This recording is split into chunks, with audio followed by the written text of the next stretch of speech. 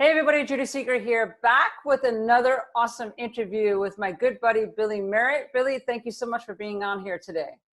Thank you, Judy. Thank you so much.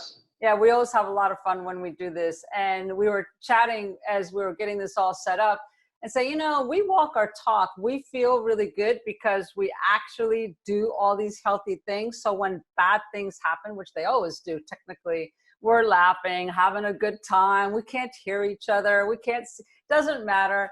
We feel good. And that really makes a difference, which is what we want to make sure you guys do as well. So you can handle stress, whether it's good stress, bad stress, any kind of stress.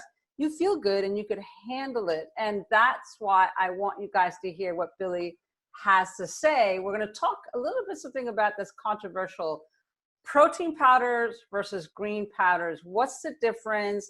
Which one should you take? And we're going to talk about that so you understand which one you really need when you're on a healing journey of any kind, whether you have autoimmune disease, whether you have cancer, whether you have chronic fatigue, pain, doesn't matter. You need to know how to use this stuff the right way. So Billy is a nutritionist, formulator, extraordinary guy. I've known you actually for a while now, Billy, and I have a lot of respect for you and everything you've been through. So first, why don't you share a little bit about how you got on this journey of trying to figure out things about superfood, like why did you get on it? And tell us your big biking accident story. I love that story. Well, yeah, I'd love to share that with you. Really, my dedication and passion here is from two things. One, yes, it's my own personal healing. I had a brain condition that was causing bleeding and seizures. And doctors were like, whoa, we don't know how long you have. And it was tough because having this many seizures was actually like dampening just my overall awareness. And so it was a really serious condition. So I had to live the full-on medicinal lifestyle with, yes, at the top of the totem pole, being the food I ate, the right exercise, the right sleep, everything. So wait a minute, let me put you on pause there for a second, because you just said a couple of things that are pretty mind-blowing. And I know you've told the story a million times, but I don't think people get it. First of all, you had seizures. How many seizures were you having in a day? I've had up to 12. And Yeah. you were how old when that biking accident happened? High school. High school. Oh, wow. Yeah. And so what made you think, well, for high school, I didn't realize you were so Yeah. young. So what made you think that, man, I have all these seizures and I got to do something with my lifestyle that could maybe help me? Like, how did you figure that? How did you make that connection? Well, I actually, it was the massive contrast. Uh, so I was at a boarding school where you're eating cafeteria food 3 meals a day. And it's amazing what you can get away with in your younger years, that you can just kind of eat junk food relentlessly and seem to do all right. But it does catch up with you later. And so I thought I was fine, although I was kind of low energy after my overeating. I would just lay there in misery. But it was then the contrast of going and getting this medical help, where the doctors are like, you really need to up your overall lifestyle with the food you eat. And then after my high school days, I began just making my own food, and it wasn't necessarily the elite diet that I'm on now, but instead of like fried chicken, I was eating just more vegetables, plant foods, and I felt like a different person. It was like, whoa, I had no idea what I was missing out on. And it turned out to be a very important part of my healing. You are what you eat, literally. Like, all the foods you're eating are rebuilding damaged tissues, building new cells every day. And so it's very underestimated just what the body can do itself if you give it the right nutritive tools. And so just that contrast of totally waking up and getting it, I was like, okay, well, I'm going to dedicate some serious energy to this. I feel like I need to spread the word. So just living a healthy lifestyle, I actually just went to a health retreat just for my own personal experience, where the big emphasis was diet. And I went for my own personal development. And I just totally connected with the staff. And so I actually began working there just as a novice. And over the course of 13 years, just developed my knowledge and understanding of superfoods, really. And what that is just like the medicinal plant foods that are just lesser common. You know, you have the medicinal powers of things like kale and broccoli and chard and arugula and all these amazing plant foods. But when we're talking the medicinal herbs, like stinging nettles, horsetail, burdock, and other foods like the algae, spirulina, chlorella, that's when it really can transform the body and how you feel. And using these foods for myself, I began doing these little just formulas for the health retreat. And I did go to school for it and had some training. And so I'm not a doctor, but just the life experience of working at this health retreat and watching these simple formulas I was making transform people's lives. They would come for a week. Really, yeah. So hold on. The difference in your seizures, when did you start noticing? Because you changed your diet and you realized that the diet was a big deal. And then you start experimenting with other things, superfoods and greens and all this stuff. But when did you start noticing the difference in the amount of seizures you were having? Well, it was interesting. It was just a trial and it was a trial lifestyle where I just had to just experiment with different foods. It was, again, the medicinal lifestyle, and I had to see what helped the most. And so, for example, vitamin K made a big difference from green foods specifically because it was a bleeding condition in my brain that was causing the seizures. And the vitamin K, for example, is a blood coagulant. It helps damaged tissues heal faster. And so it took a long time. It took many years, but I healed a brain condition where doctors said there's really no way to heal it. And so just the fact that I broke the laws of medical science is why I'm just so passionate about it. Is like I have to spread the word. And again, I saw it happen at this health retreat. People would come for a week with all sorts of ailments, and they would leave different people. They would, looking younger, feeling more vibrant, more life force, and just happier. And I'd like to tell you why at the right moment, but we will. So that's the whole thing, is that in a few days, actually, when people are totally focused on their changes, their lifestyle changes, and absorbing their nutrients, getting the right nutrients, they really see the difference. But as you know, Billy, being in this for so many years as we have been, that there's a lot of confusion about supplements and powders and all that stuff. So let's dive into the difference between the protein powder and the green powder. So first off, let's talk a little bit about the protein powder, like what's in it, what's its purpose, like how you formulated it, and just like talk. And I think you have a little sample of it there, right? Well, I have my protein smoothie right here. Yes, I do. Yeah, so it's green. Like, hold it up to the camera. Let's see it. Yeah, there you go. Yeah, so it's green. Why is yours green? Like, I don't see everybody's protein powder green. Some of it well, I mix greens in with my protein. You mix, okay. So tell us, tell us. Mostly an important and separate role, but to talk about the protein first. Yeah. Yes, so it's the plant proteins that we need more of. And it's basically the main purpose is this: the majority of the protein in our diet, animal protein, they're inflammatories. And so it comes with a price. And inflammation is basically number one for aging. That we are on the inflammatory American diet, where we're talking animal proteins, too much animal protein, sugar, wheat, and other processed foods where it basically just flares things up in the body. And when things are inflamed, like literally on the cellular level, the restorative can't get in. It actually like limits blood flow. And so we need to be on the anti-inflammatory lifestyle so that the body can constantly rejuvenate, so you can get the oxygen, nutrient-rich blood into every nook and cranny of your body, all your organs and functions, every cell.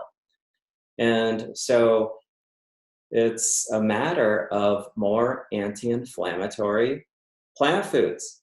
And here's the piece that I want to add to it as a naturopath. What I've seen is exactly right. You want to get the right proteins into your body, but you have to be able to absorb it and assimilate it to the blood cells. And plant-based proteins are known to be more absorbable, more assimilable than other types of proteins. So Billy, in your protein powder, like, let's just go through the first three ingredients. What do you have with the first three ingredients? So it's a blend. The primary blend is a sprouted brown rice, a sprouted hemp protein, and nopal cactus. Actually, it's a blend, an equal blend of several foods. I mean, there's a lot of things in there, and we could spend 3 hours explaining it. So the cactus is a whole different thing, but let's just focus on the brown rice and the hemp. So, okay, so first off, you sprouted it. What's the difference between that? And a lot of people a lot of companies put pea protein. Do you have pea protein in yours? No, I would never use pea protein. Oh, wait, no pea protein. I know. I'm like, that's why you and I are buds and we're a team, because I'm with you on that. So let's just break it down a little bit and just focus on the brown rice and the hemp. And why didn't you use pea protein? Why do people need to be aware of pea protein? And let's explain that for them. Okay, well, so pea protein is the least expensive, but it comes with a price also. Pea protein, peas are actually a little hard to digest. It's like, it's like if we were eating beans all the time. Yeah, beans are a decent amount of protein, but it's also hard to digest. I mean, as we know. It definitely can be a little disturbing in the gastrointestinal system. And so with the elite protein that I'm working with, it needs to be the most easy to digest, easy to assimilate protein, plant proteins, which is sprouted brown rice and hemp. And let me tell you about the sprouting process, and you don't see this. It's soaking these hemp seeds and brown rice in water. And when you soak any nut or seed in water, it actually releases natural preservatives and becomes enzymatically active. It becomes alive. And then it goes in a dehydrator where it then dries it out, and then it's pulverized, ground into a super fine powder. And so the body just really soaks it up. And that is what we need more of in this not so elite protein culture we live in. Billy, let me ask you this: when the sprouting is done, and then you dehydrate and powder it, is there enzymes lost in that process? No, see, that's the brilliance of drying it at a low temperature. It's in a dehydrator where it's blowing warm air. This is not roasted stuff. Roasted nuts and seeds it's a whole other subject, but it's damaging for the thyroid. Yeah, exactly. And so that's what I want people to understand. You have done your homework, you've healed yourself, and now you're making a quality product that's in glass jars. You're very conscientious about how you're making. A lot of people ask me, how do you know about the quality? I'm like, well, because I know you, and I know that you have healed yourself, and you're very conscientious about everything that you use. Like, you're super hyper vigilant about all that. So I'm really glad you explained the difference between the pea protein and the sprouted brown rice and the hemp. And I want to just share my story that my thyroid was going down last year due to stress, and I'm getting older. I'm 61, for Pete's sake, right? And so the energy was going down. I wasn't quite as high energy, and I went back on your products full bore, and I couldn't believe the difference. My aches and pains went down, my energy went up. I was satisfied. I felt really good. And I was so impressed. I was like, oh my God, I forgot how good this is when you're doing consistently. Like everybody, I fell off the wagon and was not being consistent. And when I went every day taking the protein powder and then the green powder, which we're going to talk about in a minute, I noticed a difference in my energy, my sleep, my aches and pains. It was like night and day. So there's a lot to be said about quality superfoods that really get into the blood cells, and your stuff actually does that. That's right. And he's like, okay, that's it. All right, so let's go to the green powder, Billy, and talk about that. Give us the first three ingredients of the green powder, and let's talk about the difference between the green powder versus the protein powder. So the protein, like we've talked about, is for just rebuilding damaged tissues. Now, the green powder, that is the ultimate medicinal plant foods that are really for restoring, healing the body, and just basically longevity is the essence of it. Longevity and life force. And I can tell you just how that works. The essence of it, well, first, just to answer your question, the primary ingredients is 3 algae. It's spirulina, klamath algae, and chlorella. And that's half of the formula right there. And the most important ingredient. It's green foods in our diet, and the more commonly known green foods, of course, would be things like kale, arugula, chard, spinach. And the reason we need more of these foods is that it's chlorophyll is what makes green foods green. And chlorophyll is number one for drawing toxic material out of the body. That is toxins that accumulate in this modern day and age of not breathing the best air, not drinking the best water, you know, foods that are a bit contaminated in our contaminated soils, unfortunately. And so we need more than anything, really, just more green foods in our diet. That we're always conscientious about what vitamins and minerals you're getting. That's only half of the picture. Again, it's about getting the toxic funk out and then putting the restorative back in. Now, it's the blue-green algae that are far and away the richest source of chlorophyll. That's what makes it so dark green. And algae has actually been in the human diet all over the world for thousands of years, except for the last few hundred here in the Western world. So there's a buzz about them that's coming back. And it's the blend of 3 algae in the green formula that really creates like this synergy. Each of these algae are playing a very important role.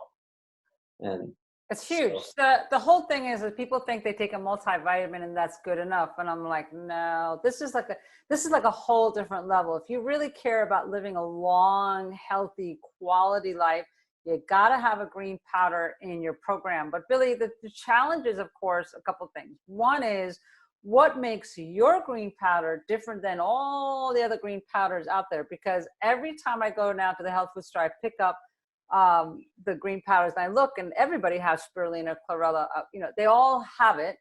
But I know, and you know, there's a vast difference of how they process it and the quality of the algae. Well, there's a few things that determines the quality. And it's actually, when you look at a label, which you've got to be a very diligent label reader these days. On the front of the label, they just say how natural and healthy it is and put an organic stamp on it. But what are the foods? And when you look at a label, they have to put them in order by volume that it is in the formula. So what are those first foods? And you'll always see in this very oversaturated market of green foods that it's grass, wheatgrass, barley, alfalfa grass. Now grasses, they have chlorophyll, but they come with a price. That grass has only been in our diet for the last 40, 50 years. You know, the buzz was in the 70s, greens for pennies. So that's what they cost, pennies. Now, the bigger cost is your gastrointestinal strength. It's an irritant. It irritates your gastrointestinal system. And that's why when people would take their wheatgrass shot, they'd feel a little queasy afterward. So So here it's they are trying to heal their leaky gut. They're trying to heal their digestive issues, thinking they're doing good with this wheatgrass stuff. And there's many health centers that promote wheatgrass shots, and it's actually working against them because they're not able to digest it and break it down readily, right? right. It's basically just, it has truly no medicinal value. And so that's a tricky one. And people are catching on to that fact. You know, that's why the supplement industry is getting a bit of a stigma right now, and people are kind of staring it down. That it's like, wait a minute, what are we really doing with ourselves here? And so we're going back to the ancient superfoods that are proven for, again, millennia. And the algae, in terms of chlorophyll content, nutrients, are so vastly superior. And then the ease of digestibility, it takes virtually nothing to digest these foods. And again, like so much of these formulas is about building gastrointestinal health, which I want to talk about why. And so we need the easiest type to digest plant foods. That's really important, actually. Yeah. So, So you have a glass of green powder stuff there, don't you? well, I am drinking my morning green drink, and Yeah. yes, I have my formula here as well. I So, know. So, okay. So here's what everybody says, everybody, including me, is it doesn't taste good. That green stuff, I mean, the protein powder is not that bad, but that green stuff, I mean, it's tastes like if green has a taste, that has a taste. And it's hard to get down unless, and I know you're going to share some tricks on getting that in, and so will I. You add something to it to get the taste down, but you also have it in pill form, right? I do. So it's encapsulated in just a simple vegetable cellulose made from noble cactus, actually, which has medicinal value in itself. But I will say a few things about the green formula is it's been precision tuned that some of these plant foods, sure, by themselves, it is a tough fact that some of the most medicinal plant foods are bitter, for example. And so the whole idea is to get each of these different plant foods precision tuned to where the bitters are neutralized.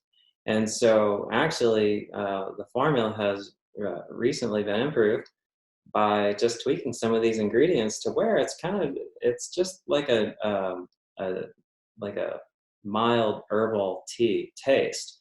So you can't just shake it up in a water bottle. And while I wouldn't say it tastes good, it doesn't necessarily taste bad. Now there are diehards who make it very concentrated. You know, they'll put, several tablespoons in just 6 ounces of water and chug it. But you don't have to necessarily do it that way. You can make it a truly delicious smoothie, and that's exactly what I do. I am a fan of just putting it in the blender with fruit. And the perfect fruits are things like strawberries. These are just frozen strawberries, and when you freeze them, it becomes like this like dessert. You can actually make it really taste amazing with true medicinal foods, getting your natural sugars from plant foods. Also like pears. Pears are delicious. And many people use bananas, which I think are fine, but for many people who are on the medicinal lifestyle, it's about the lower glycemic, more nutrient-rich fruits. They all have their value, but you Yeah, the can't go pears. I wrong. didn't even think about putting pears in. That's actually a good idea. I Yeah, never thought about that. a very I similar personally, sweetener to yeah, bananas. and I don't use bananas. It's just too high in the glycemic index. But I use raw cacao powder because I love my chocolate. And so sometimes I'll put like a teaspoon of raw cacao, which gives it a chocolatey flavor. And then sometimes I put in raspberries, blackberries, if I feel like putting up the, or blueberries. So the berries give it a whole different flavor and consistency as well. So that's kind of fun. And just, all those little things that you want to add, as long as it's not high on the glycemic index on fruit, makes it better. But as long as you're making it so that the taste is tweaked a little bit and that people could have it as a capsule, I think that's the trick right there, Billy. So they have to understand the difference between the protein powder and the green powder.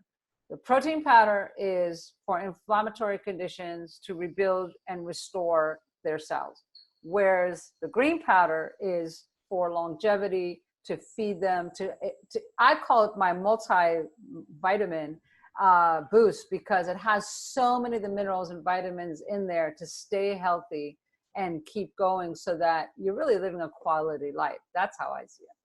That's the essence of it right there.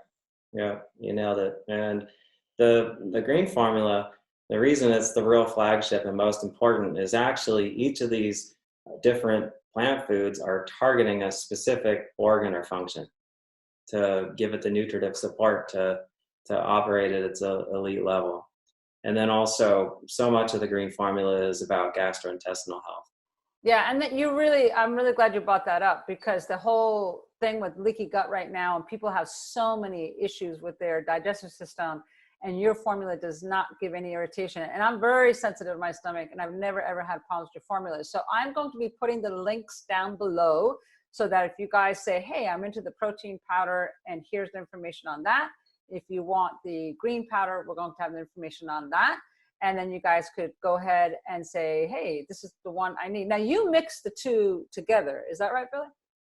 Personally, I do, because here's the brilliant thing. You can make a smoothie like this well-rounded meal. You can get your nutritive support, you can get your protein, and you could add a tablespoon of just raw almond butter to get your healthy fats, to where, while it's relatively low calories, this is a meal that, because of the nutritive support, actually just satisfies your appetite for hours. So for people who are trying to lose weight, starting your day this way is really, just with the superior nutrition, is great, because of just the satisfaction that you get. Yeah, and that's a great point. I forgot about that. You could add the almond butter, sunflower butter. You could also add MCT oil, coconut oil, all avocado. I do avocado in mine. Sometimes all these natural fats satisfy you, and that's all I have. I'm with you. I have my shake in the morning now, and I'm good to go for right up until lunchtime. It works really, really well. So again, the link will be below. We're going to go into more details about some other stuff with these products, because we want the very best quality products coming to you. So we're going to talk more about that in future videos. But in the meantime, just now, you will know the difference between protein powders versus green powder, and figure out what's best for you. So Billy, thank you so much. I appreciate you sharing the tips and explaining the difference to us. Thank you, Judy. It's been a joy.